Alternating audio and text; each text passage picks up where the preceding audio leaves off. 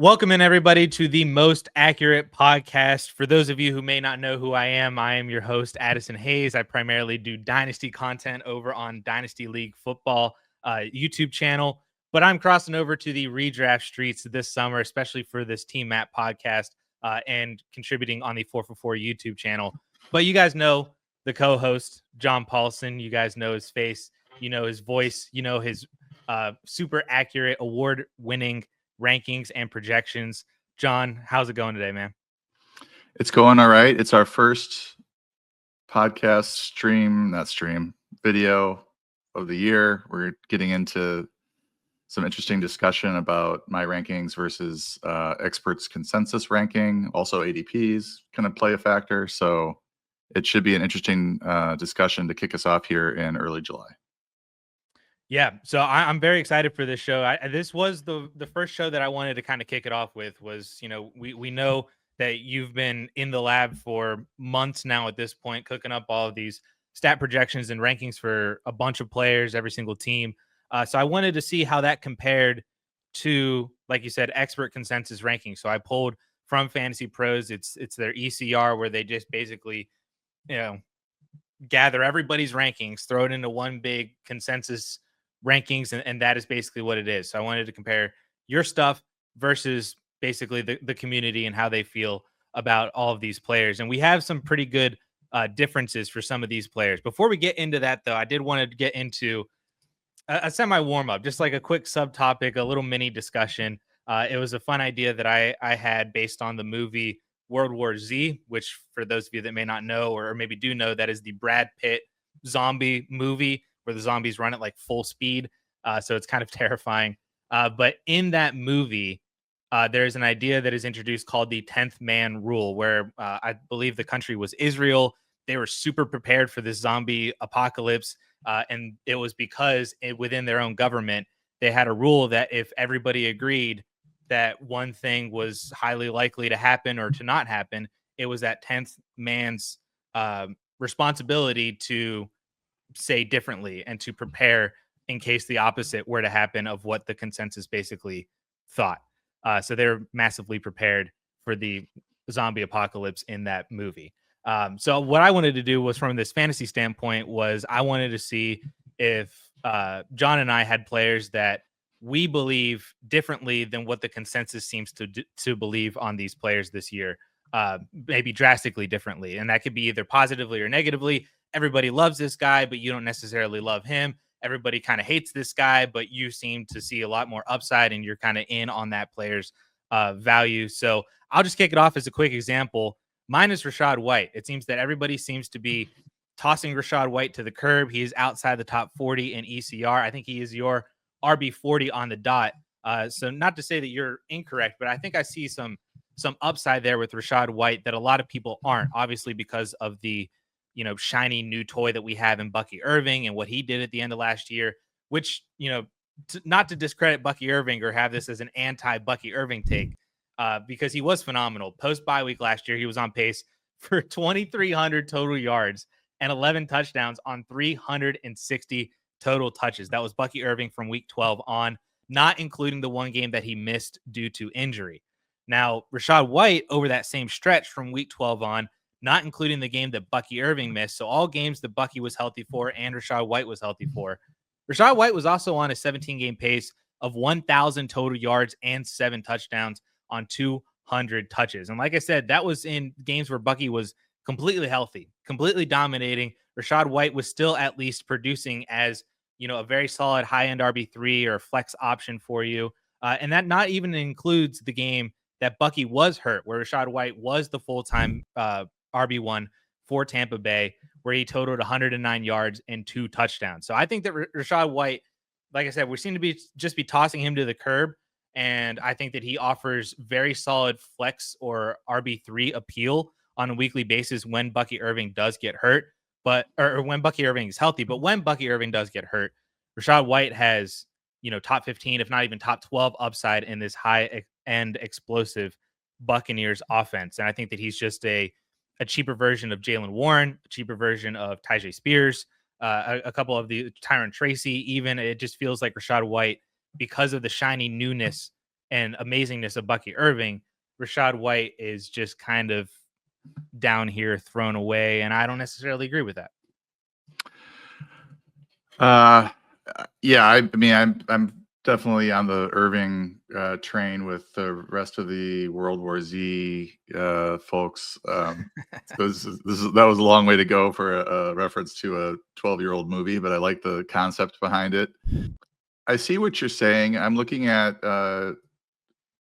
Rachaad White's game log, and what happened in those last 3 games there: Dallas, Carolina, New Orleans, where he had 9 total carries. He did have 7 catches against Dallas, but it looks like it had 17 total touches in those last 3 games.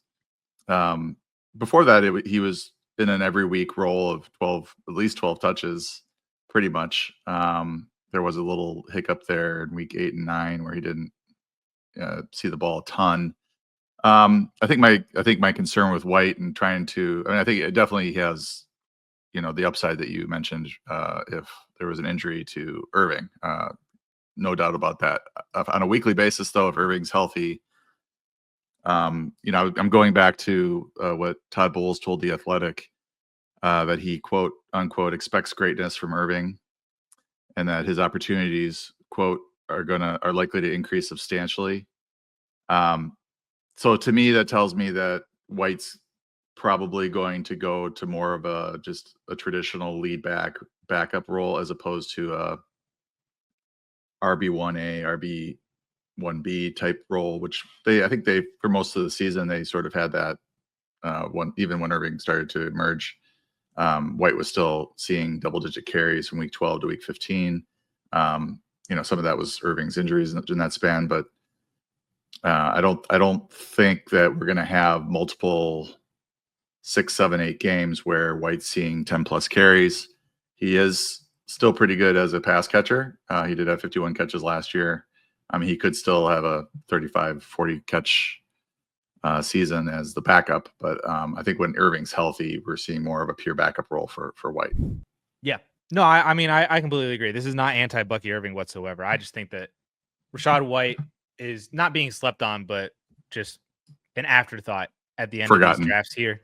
Yeah, essentially. And I think that should not be that way, because I think that he could offer flex appeal on certain weeks, but then, it's not like Bucky Irving is the biggest bell cow running back in the NFL, or certainly may not even be the most healthiest, especially if he is going to get more of a volume workload this year. So maybe there are times throughout the year where, week 4 he's injured, week 7 he's injured, then week 10 and 11 he's injured, and those are Rachaad White weeks, and you could take advantage of that, especially if you do go more of a 0 RB draft early on. If you stack up on wide receivers or an early tight end, early quarterback, Rachaad White could be a guy that throughout the year you're starting more often than not, maybe due to Bucky's injuries, but then maybe also possibly just his own workload and own role in that Buccaneers offense. So, Paulson, you have a 10th man player as well, one that I very firmly agree with. So you're not alone on this, but I'd love to hear your argument. Well, it's good to hear that you agree. Your Slack message was a little unclear in terms of whether or not you agreed or didn't agree with the Jauan Jennings call. He popped out immediately after I did the rankings this year, and just based on his emergence last year in a much larger role.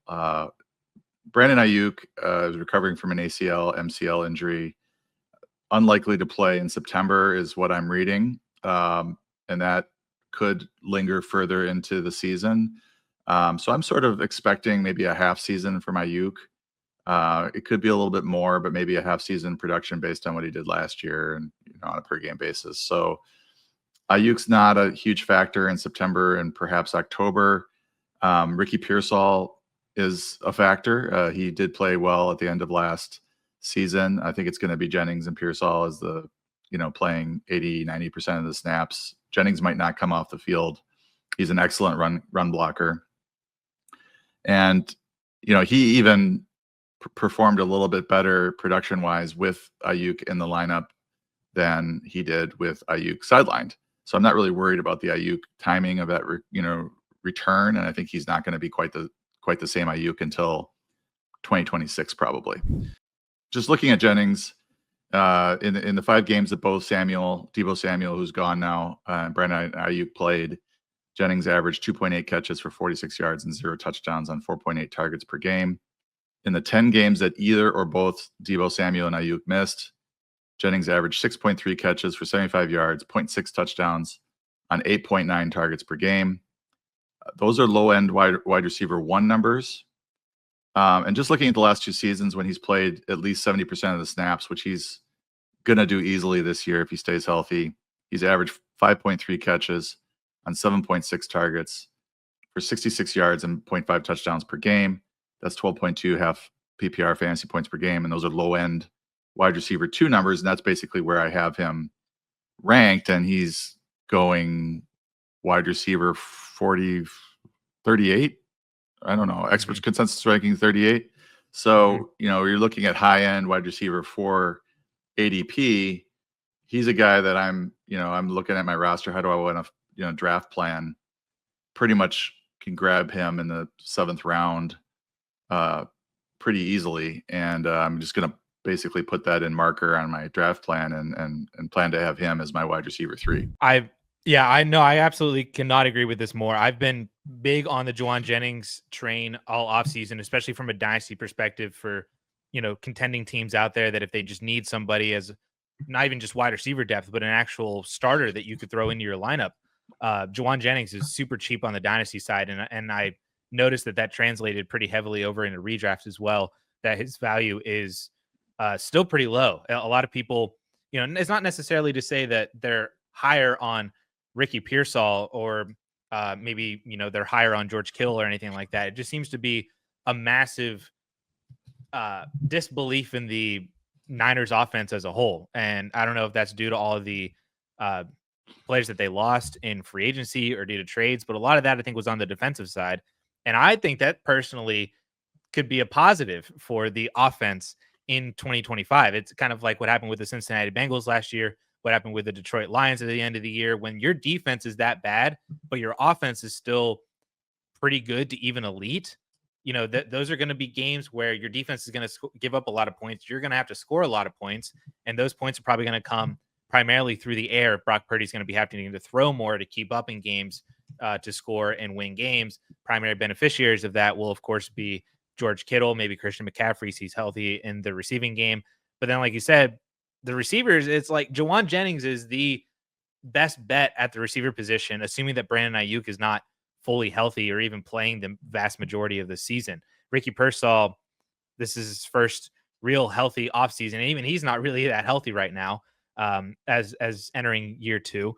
Jauan Jennings is just that dude. Like you said, from week 4 on, he was on pace for 1,000 yards and 4 touchdowns on 130 targets. That's not including his 175-yard and 3 touchdown game in that stat line either. And then, like you said, from week 10 on, he was on pace for 1,100 yards and 6 touchdowns on 100 receptions, 145 targets. Like that just seems so easy to me to invest in. So I'm fully on board with you. Everybody else is, the consensus. You and I are the 10th man on Jauan Jennings. I absolutely love it.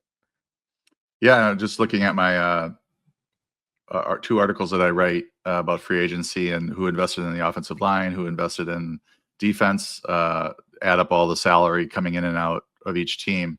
San Francisco's got absolutely decimated in free agency, and a lot of it was on the defensive side of the ball. They were most in lost salary on defense, and they were also most in lost salary on the offensive line. So if there's one concern that I have, is how this offensive line comes together, and are they able to pull it together enough to give Brock Purdy enough time to pass the ball. But I fully agree with the take on the defensive side, because if the defense stinks, you're going to have to throw the ball and throw a ball a lot. And, we've seen Brock Purdy and do really well in this offense. And I think Kyle Shanahan is one of the best play callers in the league. So I'm not in on the San Francisco 49ers as a winning team necessarily, but I am in on this offense. And I think Jennings and Pearsall, Jennings especially given his value, but Pearsall is also an interesting pick in the 45 43 to 45, 47 range. I think his ADP right now is 45 around there. He had 4 for 73 and a touchdown against the Bucks, 8 for 141 and a touchdown against the Lions. Later in the season, that was week 10 to week 17, with both Jennings and Deebo Samuel active. He had a 64% snap share. He had some crappy games in that stretch as well. He had 3 goose eggs. He had a couple games where he failed to crest 40 yards. And then towards the end of the season, he had 6 for 69 and a touchdown with Samuel out in week 18. And Jennings had 7 for 52 on 10 targets in that game. And I just wanted to highlight Matt Harmon and reception perception. He thinks Pearsall's rookie season was incredibly encouraging. And that's a direct quote. And the last 4 games were, quote, outright awesome. So I do think there's room for both of these players to outproduce their ADP, especially if Ayuk is, sidelined for half the season. So this is a good opportunity to transition into the main topic of the show today, which is comparing your rankings and projections versus these Fantasy Pros expert consensus rankings. For example, Jauan Jennings is one of the biggest differences in terms of your rankings versus ECR when you look at just top 100 players. You have him at wide receiver 24. ECR had him at wide receiver 38. That's a 14-point positional ranking difference. The personal difference wasn't different. You ended up having him at wide receiver 45, and that is right where ECR has him as well. But you are so much higher on Jauan Jennings that basically led very well into the actual topic of today, comparing these rankings. Before we get into the first actual comparison, though, I do want to remind everybody that if you are interested in diving deeper into John's award-winning for accuracy rankings, you can sign up for a subscription to 4for4.com. If you use the promo code YouTube at checkout, you will receive 25% off. That is good for any plan as well. So you can get that for the basic plan just to see the rankings and all those every single week throughout the season. You can get access to our draft hero, trade analyzers, all that kind of stuff. But then also, you can get DFS packages, betting packages, anything else that you might be interested in. That promo code YouTube for 25% off is good for any of those packages. So, John, I think the next discussion that we could have is another very interesting discussion around teammates, or maybe just an interesting team this year in general, with the Chicago Bears. One of the bigger differences that I noticed in your rankings versus ECR is with one Rome Odunze. You have Rome Odunze at wide receiver 30. ECR has him at wide receiver 37. And I think that it was especially interesting whenever I saw that Luther Burden was wide receiver 55 in expert consensus rankings. You have made your opinion well known on this duo, with Luther Burden being all the way down at wide receiver 90 in your rankings. And for reference as well, I did look at some other Chicago Bears. You're not much different on DJ Moore. They had him at 21. You have him at 22. Caleb Williams, they had at 11. You had him at QB 10. You were a little bit lower on Colson Loveland and DeAndre Swift, but only by, a handful of spots. I don't really consider that significantly different on any of them. So really, it seems like this Bears offense comes down to you for fantasy in the difference between Rome Odunze and Luther Burden, and how this passing game is going to project moving forward. So did you want to discuss your feelings on the Chicago Bears passing offense? Yeah, and this is an opportunity to sort of highlight the difference between our process, my process at 4for4, and what most of these rankers are doing when they are ranking players for Fantasy Pros ECR. Most people are not doing full projections, where you actually have to project team level passing yards, rushing yards, etc., and then divvy those all up amongst all the players. And it's the wide receiver 90 ranking is not me saying, oh, Luther Burden sucks and I don't want to draft him. It's saying that there's only so many passing yards, catches, receiving touchdowns available for the Bears, and he's going to be the third receiver likely. And he might not be on the field a lot if they play both Cole Kmet and Colson Loveland. at tight end, and they made a point to go out and get Loveland. So we don't know exactly who's going to be on the field for the Bears, and the most likely candidate to not be is Burden, maybe Kmet, if they really love Loveland. So somebody has to take a hit unless you want to project Caleb Williams for top 5 numbers, or a big prolific passing attack.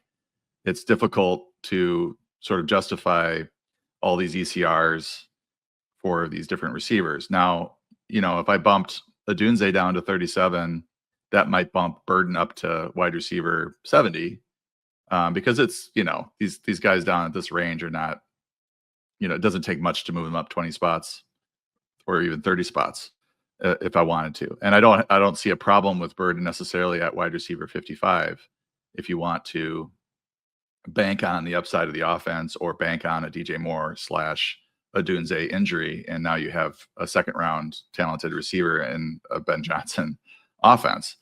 But for me, Odunze had a good rookie season. We knew going in that he was, I was low on him last year. It was almost the same situation.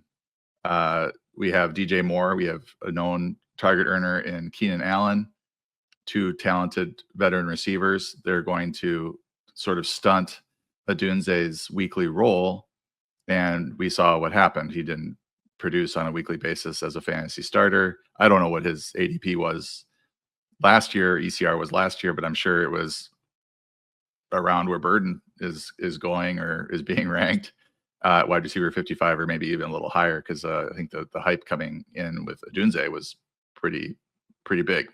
So that all being said, Odunze seems to me to be the one most likely to blow up this year. Matt Harmon charted and said the reception perception is, quote, still pointing us in an extremely positive direction. Lots of green arrows on Harmon's charting for Odunze. Keenan Allen is gone with his 121 targets. And Odunze, obviously, high draft pick last year, has that year of work with Williams. I see a Jameson Williams type leap here in Ben Johnson's offense, and I think that is probably going to result in at least wide receiver 3 fantasy numbers. And he's going low end wide receiver 3, high end wide receiver 4 right now. Given that talent, given the upward trajectory of this offense with Johnson calling the plays, and a talented quarterback who didn't play that bad last year, had some good games and showed some things.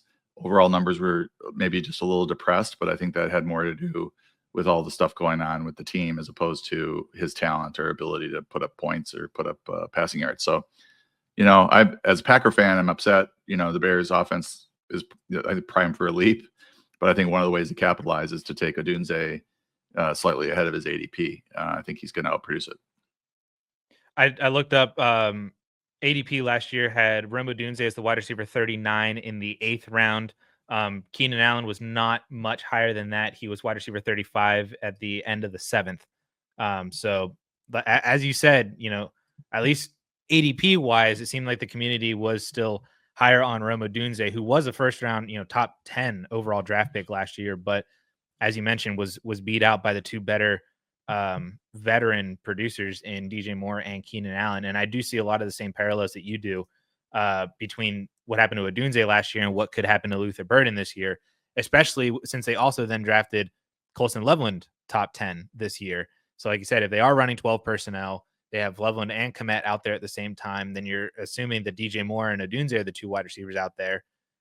Burden's going to take a hit there. And not to mention that, Burden was injured at OTAs. Ben Johnson had some pretty disparaging quotes about Luther Burden's lack of involvement and missing time at OTAs, and how you can't, the coaching staff can't trust you or can't build that trust with you. Your teammates can't build that trust with you. You're losing valuable time, valuable reps, all that kind of stuff. It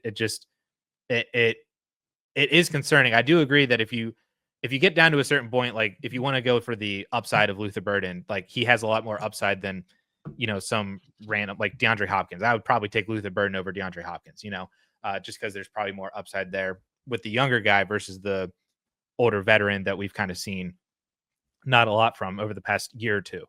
But I also would not expect much from Luther Burden himself. Like, you might just be lighting that pick on fire just as much as you were lighting it on fire with most other wide receivers in that same range. I also think it's interesting that a lot of people are ready for the Rome Odunze year two. It's we saw it with JSN in year two after being behind two veterans, after being with Shane Waldron, escaping from that offensive system. Same thing's happening with Rome Odunze. We've removed one of the veterans. We've removed Shane Waldron. We've added a very much significantly better offensive system. People are in on the year two of Rome Odunze, but even though you're above ECR, having him at wide receiver 30, that's still not projecting a year two fantasy breakout. It just might be an improvement to where then maybe year three is the massive breakout. Yeah, I mean, you still have DJ Moore standing in the way. I when I wrote up Odunze, I don't think it's outside the realm of possibility that he becomes the wide receiver one. Moore is still in his prime. He's only, I think, 28. So if he was like 30, I think that the chances of that happening would be a little bit higher. But if Moore gets dinged up or has something that's sort of slowing him down a bit, you could easily see Odunze with his talent stepping into a 8-target, 9-target role in a Ben Johnson offense, and all of a sudden you have a low-end wide receiver one. I mean, I think that upside is there. The other thing I wanted to mention is, as you were discussing last year's ADP, you said it was something like 36 or 37 for Odunze. 39 for Odunze, 35 for Keenan. Yeah, so Odunze finished last year wide receiver 47, which on the surface, okay, he was a mild disappointment based on ADP, but if you look at his point per game, he played 16 games, so his point per game ranking was wide receiver 59, which I think is sort of points to the wide receiver 55 burden, ECR being a little bit too high, but that's sort of within the realm of possibility.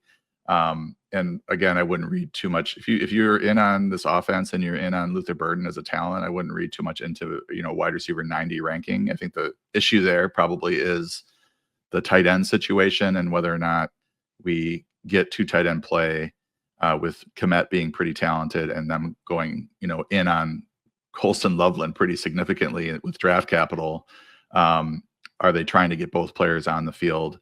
It's possible that it's going to be Loveland and Burden in a 3 receiver set along with Odunze and Moore, and everything's fine for Burden, but then that means Cole Kmet's not going to produce what he's projected to. So that's sort of the issue there. There's only so many snaps available for all these guys. So I would, if you're in on Burden, go ahead and take him. I don't get too caught up in the rankings necessarily as you get into wide receiver 60, 50, 60, 70. You're starting to look at situations and upside and hoping to have some of these guys that maybe you believe in a good offense to, take advantage of some injuries. So let's move on to the next comparison here, which is another wide receiver. And kind of to a degree, I noticed it is kind of another wide receiver teammate duo. But more specifically, I wanted to talk about Chris Olave, who expert consensus rankings have at wide receiver 29. You have him at wide receiver 47, which is significantly lower than ECR.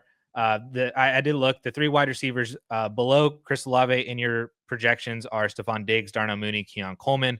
The 3 wide receivers above Chris Olave are Josh Downs, Ricky Pearsall, and then teammate Rashid Shaheed, who is up 9 spots from expert consensus rankings. So you are viewing basically the New Orleans wide receiver teammates as almost a 50-50 split, which I don't necessarily disagree with, given what we saw from Rashid Shaheed at the start of last year before his injury. He is coming off of an injury, a pretty significant one from last year. But if he's healthy, there's really not much to say that he can't continue building on what he did at the end of last year, or that Chris Olave is substantially better than Rashid Shaheed to then, command 8, 9, 10 plus targets every single week across from Shaheed. Not to mention that we also have, quarterback issues. Issues, I think, puts it lightly. This is probably the worst quarterback room in the entire NFL. I actually said in the DLF Discord channel, I said I think that Taysom Hill might be their best quarterback. So that the fact that that take is even still possible to say, I think is indicative of the situation that they have put themselves in. So, John, why don't you run us through the New Orleans Saints pass attack and maybe Chris Olave specifically, who a lot of people seem to be kind of in on as a what is this now, year 4 resurgence from the injured, concussion riddled season last year? Yeah, Olave in a vacuum is a player that I would like to be able to bet on. Matt Harmon loves him. His route running was really positive in terms of his charting last year. So, from a talent standpoint, there's not really a whole lot of concern with Chris Olave. I think, last year he was outproduced by his teammate Rashid Shaheed, who I enjoy. And, last year it was fun having him for a while in the Scott Fish Bowl because of all his return yards as well and everything he was doing on offense, and everything looked like it was a great pick, and then he gets injured. So the concerns here are twofold with Olave that would, I think 29 ECR, if we knew that they were going to get middling quarterback play, at least, or he was going to be able to stay completely healthy all year, then I think that's a fair ranking for him. But it sort of depends on what you think of Tyler Show, if that's how I should be pronouncing his last name. Shuck, actually. Tyler Is it Shuck. really? Thank you for correcting me. It's July. It's July for me as well. It's off season or preseason, I guess. Shuck. Okay, that's a new one. It sort of depends on what you think of him. Now, is he going to be able to put up Derek Carr numbers? Derek Carr was actually pretty good for the Saints as a passer last couple of years. You look at what Olave did with competent Derek Carr at quarterback over 2023 and his healthy games in 2024. He averaged 5.3 receptions, 68 yards, 0.27 touchdowns. Those are high-end wide receiver 2 type numbers, or mid-range at least. So that's justifiable if you think that the rookie is going to produce what Derek Carr did and Olave is going to be healthy. I don't know. I look, like you said, it's a really dicey quarterback room. I don't know where this, I just can't justify really either of these players not knowing what's going on yet with the quarterbacks who he, vibes with as a receiver is going to play a big part of this. If we start getting reports that Olave is seeing, 50% or 40% of the targets in practice, he could shoot up the rankings pretty quickly if it looks like he and Shuck have a really nice rapport, or vice versa. If it's Shaheed that's connecting with him, he could rise into the wide receiver 3 ranking. So, it's early. I like Olave's talent, but I think, wide receiver 29 for me is just way too high right now. I do agree with that. He was also somebody that I was off on last year, just because I think he was being drafted at like the 2-3 turn last year, which I understood because he had back-to-back 1,000-yard seasons as a rookie and a sophomore in year 2. But I was like, man, like hitching your wagon to a 2-3 turn Chris Olave last year just seemed unwise. And I feel kind of the same way where, he's down at wide receiver 29 in ECR. That's like 5th or 6th round ADP.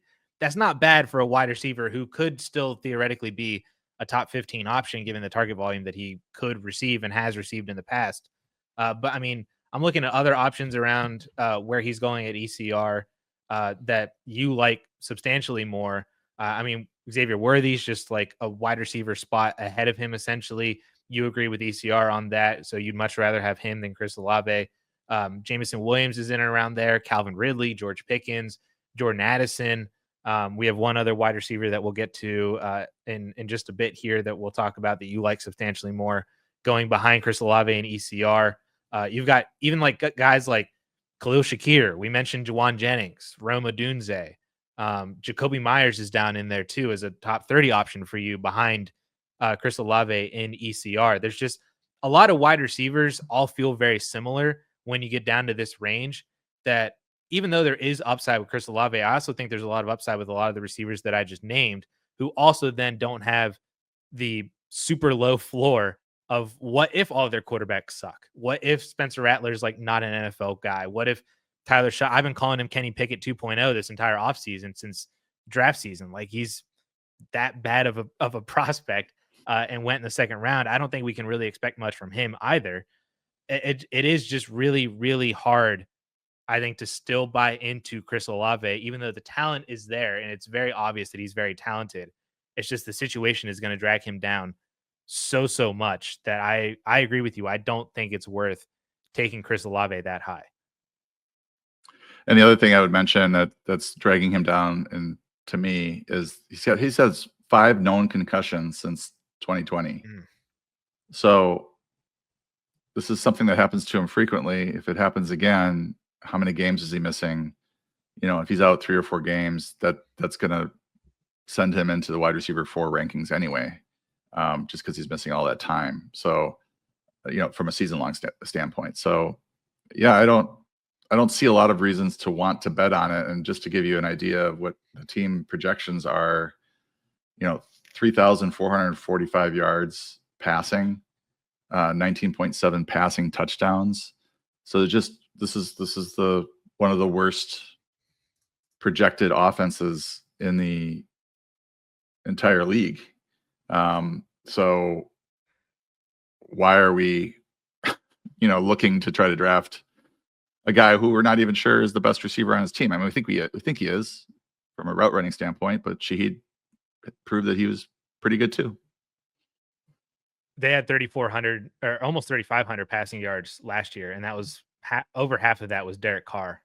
So if you're saying that Shuck is a 1-for-1 Derek Carr replacement, they're going to basically do exactly what they did last year. If Shuck is any worse than Derek Carr, and Rattler's still getting a shot, maybe Hayner's even getting a shot at some point, that might it might be a sub 3,000 passing yard offense if things go super poorly. So that's all right. Let's move off of Chris Olave and the very unfortunate situation that we have down in New Orleans. Let's move on to the running back position. We've been talking about all wide receivers, all passing offenses so far. Let's move on to running backs because I found a very interesting duo that are going back to back in ECR rankings in Tony Pollard and Isiah Pacheco.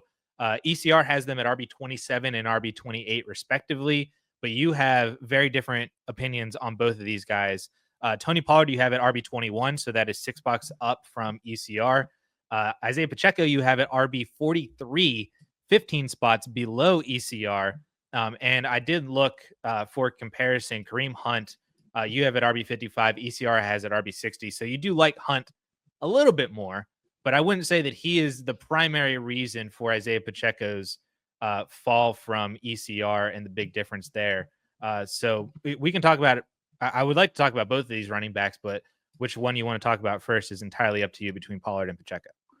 Let's just start with Pollard. I mean, if you're comparing the two, I think you have a clear lead back in Tony Pollard, 16 plus touches per game, even with Tyjae Spears healthy. And then when Spears was out, they weren't afraid to give Pollard 24 touches per game, I think in a 5-game span there, which helped his overall numbers. He finished RB 21 fantasy wise last year. I had him this morning ranked RB 19, moved him down a little bit to RB 21 just because I looked at those splits with him without Spears, and I did see that he was benefited by Spears' absence. So if Spears remains healthy, we can count on about 20 or 16, 17 touches per game for Pollard. He was a better runner. He's good in the passing game, and I think the offense for the Titans will be improved with Cam Ward at quarterback. There's a few more opportunities, I think, for Pollard to score. So still good running back in his prime, kind of doing what we thought he was going to do in Dallas before he had that kind of sketchy year in Dallas. Came out and had a nice season last year. So I think his, ADP, ECR is a little bit low there, given the other guys going around him and the, not knowing some of those backfields, how they're going to shake out. I think the Pollard Spears hierarchy is pretty clear. So that being said, moving on to Isiah Pacheco, who I don't know why he's going ECR, or I don't know what his ADP is, but I don't know why he's being ranked 28th based on what we saw late last year. I mean, he came back from a pretty nasty, broken fibula. So I give him a pass on all that. He didn't look the same really. He wasn't as productive on a per game or per carry basis. I think his yards per carry was like 3.5 or 3.4 late last year, to the point where he was playing behind Kareem Hunt, who wasn't exactly tearing it up running the ball either, but was just getting what was being blocked and producing positive yards and scoring some touchdowns for the Chiefs during their late season and postseason run. And, if they didn't re-sign Hunt, I would feel a lot better about Pacheco's prospects. But last we saw them, he was playing behind Kareem Hunt. So why are we assuming that he's going to retake the job? Now, this is without knowing really what's going on. We obviously don't have training camp yet. What's going on at mini camps? If we start getting news that Pacheco looks a lot better, and we start seeing some video of him running like he ran prior to the injury, and we start getting some quotes where, yes, Pacheco is back as the lead back, then my rankings and projections will change. But as it stands, it's very uncertain what this backfield is going to look like, and it could go any number of directions. And I would rather have a lot of the guys that are, going after him. I'd rather have them over Pacheco, given what we know about their backfields. Yeah, I was looking running backs that are going in and around Pacheco, and at ADP, again, according to Fantasy Pros, he is at RB29, so he's right there with ECR. Tony Pollard is, again, one spot ahead of him in the running back ranking. So if they're going back to back, I agree with you. The decision is very easy. It's Tony Pollard. I've been a Pollard fan for a couple years now. Was a massive fan of his last year heading into Tennessee when most people weren't, and still remain that same opinion that Tony Pollard is the workhorse still, even after, we've had quotes from head coach Brian Callahan that, he said in a perfect world is a healthier division of labor between the two. I really like both players a lot. I think we can do a better job of managing that load so they both play a little bit more evenly. But the way that I read that is he said it's in a perfect world where, we've seen Tyjae Spears deal with injury issues that even dates back to college. We saw it last year. Tony Pollard, yes, had that one major injury, but he looked great at the end of 2023, and then looked great all last year in Tennessee, even up till his injuries at the end of last season, over the final 2 weeks or 3 weeks or something like that. When Tyjae Spears did look really good, I've seen a lot of Tyjae Spears hype. I've even seen, I think Ian Hartitz even said that he might be the best bet to be this year's Chase Brown. I just don't know how that happens, because I think that Tony Pollard is just better than him in pretty much every facet of the game. When it comes to Isiah Pacheco, I mean, ADP wise, ECR wise, you've got Brian Robinson behind him. You've got Tyrone Tracy. I was about to say Travis Etienne. Do you prefer Etienne over Pacheco? I don't know if that's. Oh, I haven't, the Jacksonville backfield. Right now I have Etienne at 38 and Pacheco at 43 in half PPR. So I guess so. But I have Tank Bigsby ahead of Etienne. So I don't know who's I gotta, narrow down that backfield a bit, start parsing out the quotes about the backfield, because Bigsby outplayed Etienne last year, and then they drafted a rookie. Mm-hmm. So, anything could happen. We'll say if you get the Jaguars running back right, he'll probably be more prolific for fantasy than Isiah Pacheco, at least the way that we're projecting it. I even have interest in Cam Scadaboo is going a couple rounds after Pacheco. He could be in the same situation or even better as the, maybe the pass catching back, or maybe the 2-down back that then grows into the pass catching role. He was a very good pass catcher out of Arizona State. So don't underrate him just because of his size and speed. And especially compared to Tyrone Tracy, who is a converted wide receiver. Scadaboo is very good in and of himself. I also would like to mention to at least know the name Brashard Smith in Kansas City. He was their 7th round draft pick. A 7th round draft pick out of SMU. He was pretty productive in college at SMU, and he is pretty much the the one guy who's like the most different out of everybody else in this backfield. It seems like Pacheco and Kareem Hunt. Pacheco's like 26 now. Obviously, Kareem Hunt's a little bit older. Pacheco's coming off of the injury. Maybe not as dynamic. Maybe didn't, he might be on his J.K. Dobbins way out. There was a ton of upside, but the injuries kind of derailed it. I could see that happening. Brashard Smith is young. He's super dynamic. He has a pass catching ability, but he also has that ability to be a workhorse like he was in college at SMU. He's just different. I think he ran a sub 4.4. It's just if you're looking for a guy that could come out of the Chiefs backfield, maybe who plays at least at worst the Jarrett McKinnon role that we saw a couple of years ago, but then maybe even takes over a little bit more to being, this year's Isiah Pacheco, or, that late round guy that we always go after in the Andy Reid offense. I would not forget or just bypass the name Brashard Smith. I'm not saying you have to draft him, but at least know who he is and know the name, because he could be a popular waiver wire pickup, in October or November, especially depending on what happens with Isiah Pacheco and how he's running, and if that injury is really impacting him still in 2025. The Chiefs also acquired Elijah Mitchell. I did see a report that said that if he's healthy, he's likely to make the team. That's another just, they've got Carson Steele, they got, Brashard Smith, as you mentioned. Why are they also holding on to Mitchell, who had some productive years, certainly some productive games in San Francisco. So just another reason to kind of wonder if the Chiefs aren't completely sold on Pacheco being back to normal this year. The last player that I want to talk about, this is a big time positive player. That's why I wanted to save it for last, because we had a little bit of some negativity. So I want to end on a high note with Chris Godwin. Chris Godwin is being ranked as the ECR wide receiver 32. John, you have him at wide receiver 20, which should not feel like a hot take given the season that he was having, basically over half of the year last year. But then it was just the injury, and it seems like the injury is the big thing that is holding Chris Godwin's value down this far. I think if he is back, I don't see any reason why he just can't, maybe not do exactly what he did last year, but just continue to be a really, really good wide receiver 2 with wide receiver 1 upside. But if that injury does take hold a little bit more, they also drafted first round wide receiver Emeka Egbuka out of Ohio State. Jalen McMillan is still there now as the wide receiver 3 or 4, depending on Abuka's role in the offense initially. So they might not need to bring Chris Godwin back super quickly because of the other wide receiver options that they have there. But you seem to be very in on Chris Godwin as a value this year early on in drafts.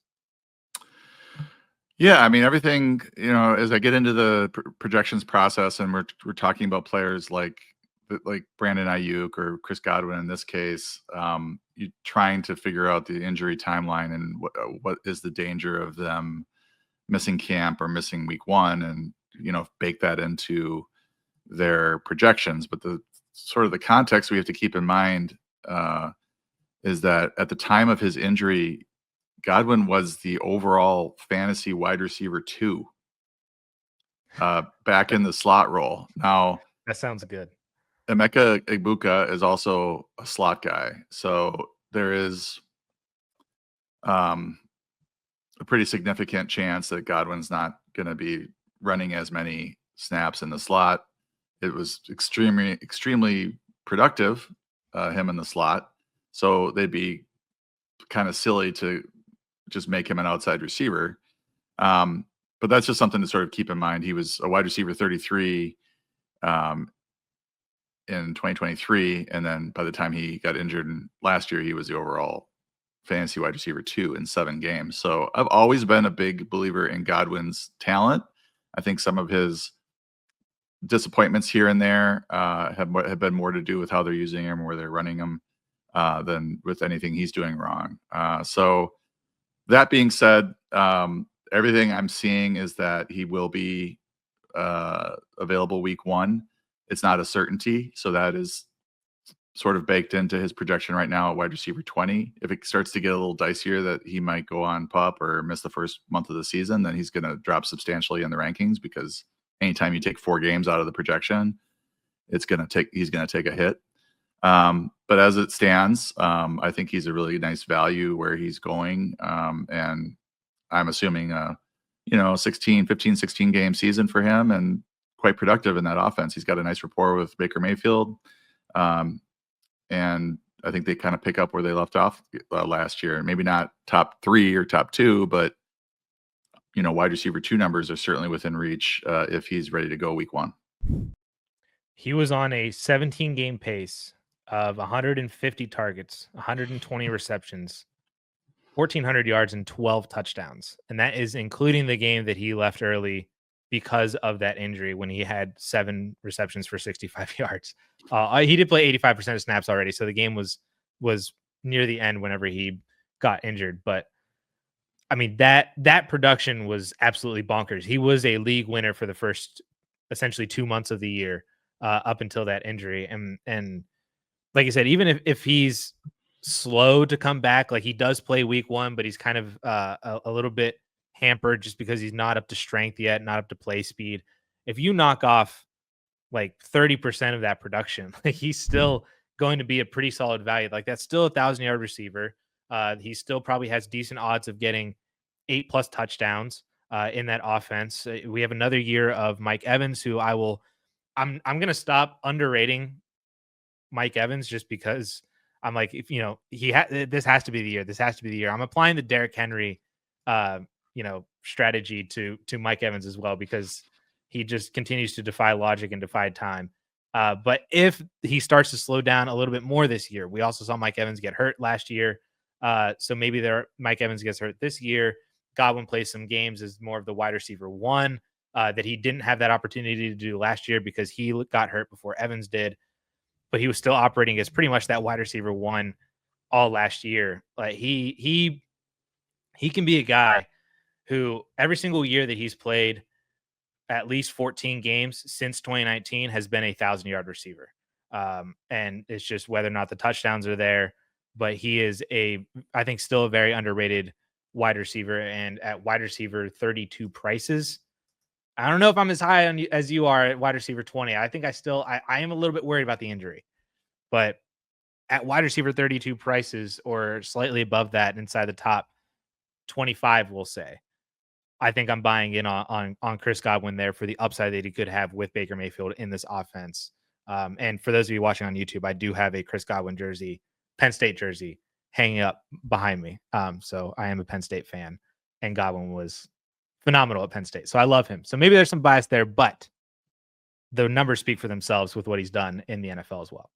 Yeah, I think the environmental thing is interesting too. Like just the surrounding pieces, what's going on in the background. I mean, he was a free agent, could have signed elsewhere, ended up doing a 3-year deal, but then they go and draft somebody who is likely to take a lot of his snaps in the slot.